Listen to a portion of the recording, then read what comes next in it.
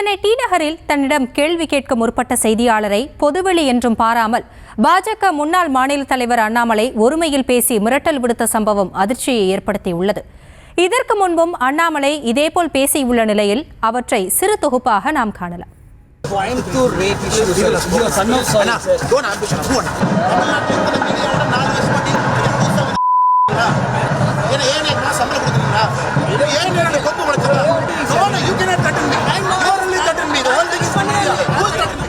பாஜக மாநில தலைவராக இருந்த போதும் சரி, பதவியிலிருந்து தூக்கி அடிக்கப்பட்ட போதும் சரி, அண்ணாமலையின் துடுக்கான பேச்சுக்கு மட்டும் எந்த குறையும் வந்ததில்லை.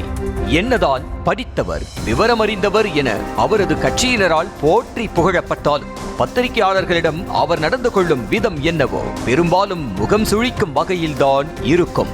இந்தியாவில் உள்ள மாநிலங்களில் அதிக இடங்களில் ஆட்சி செய்யும் கட்சியாக பாஜக இருந்தாலும் தமிழ்நாடு, கேரளா உள்ளிட்ட தென் மாநிலங்களில் மட்டும் அந்த கட்சியால் காலூன்றவே முடிவதில்லை.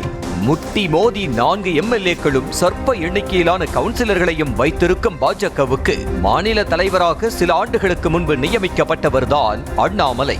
பதவியேற்ற சிறிது காலத்திற்கு செய்தியாளர்களிடம் வாங்கண்ணே, வாங்க அக்கா என பணிவோடு பேசி வந்தவர் நாளுக்கு நாள் தனக்கு பின்னால் கூட்டம் சேருவதை அறிந்ததும் வாய்க்கு வந்ததையெல்லாம் பேச தொடங்கி விட்டார்.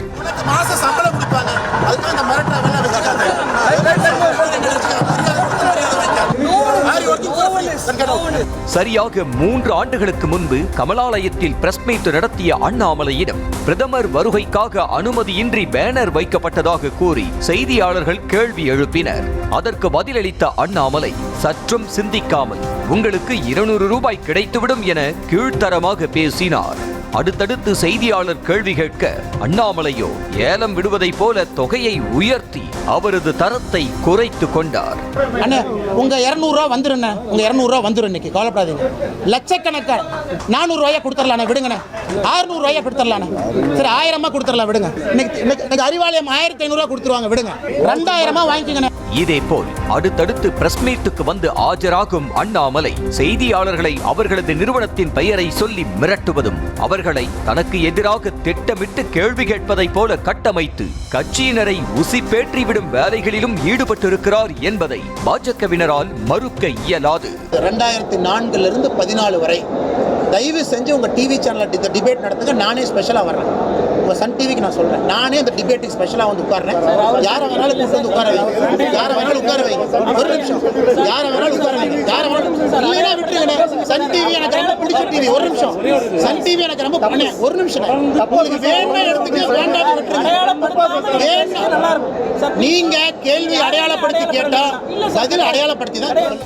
தன்னுடைய பணி என்ன, எதற்காக அரசியலுக்கு வந்தோம் என்பதையே அவ்வப்போது மறந்துவிடும் அண்ணாமலை பத்திரிகையாளர்களை பார்த்து வாங்குற சம்பளத்துக்கு உண்மையா வேலை செய்யுங்கள் என்றும் கேட்கும் கேள்விகளுக்கு வேற ஒரு கட்சியிடமிருந்து பணம் வாங்குவதாகவும் ஆணவமாக கூறி கற்பனை உலகத்தில் மிதந்து கொண்டு மிதப்பில் பேசியிருக்கிறார். 2 ஆண்டுகளுக்கு முன்னர் சென்னை விமான நிலையத்தில் செய்தியாளர் ஒருவர் அண்ணாமலையிடம் யூகத்தின் அடிப்படையில் கேள்வி கேட்ட போது டென்ஷனான அவர் செய்திக்கு மறுப்பு கூறாமல் கேள்வி கேட்ட செய்தியாளரை திட்டி தீர்ப்பதில்தான் குறியாக இருந்தார். கூடலூரில் செய்தியாளர்களை குரங்குடன் ஒப்பிட்டு பேசி பத்திரிகையாளர் சங்கங்களிடம் வாங்கி கட்டிக்கொண்ட அண்ணாமலை அப்போதும் தனது தடித்தனத்தை குறைத்து கொள்ளாமல் வழக்கம் போல் செய்தியாளர்களை மிரட்டும் வகையிலும் அச்சுறுத்தும் வகையிலுமே பேசி வந்தார்.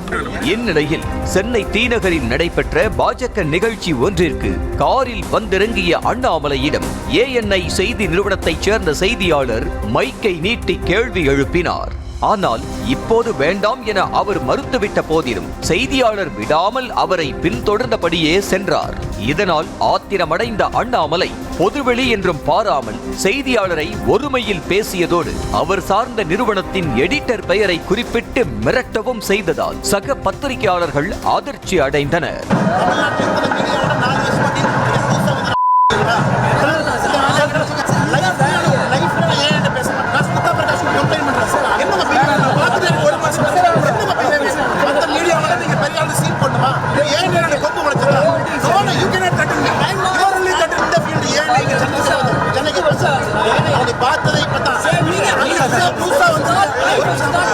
உனக்கு மாசம் சம்பளம் கொடுப்பாங்க, அதுக்கு அந்த மிரட்டா